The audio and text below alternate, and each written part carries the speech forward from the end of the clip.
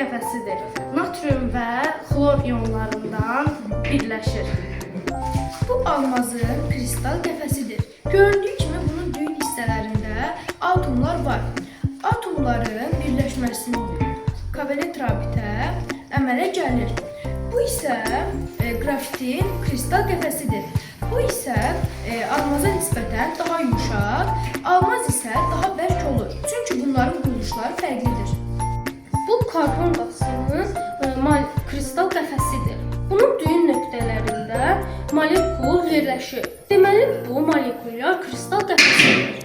Bu isə suyun bərk halında kristal qəfəsidir.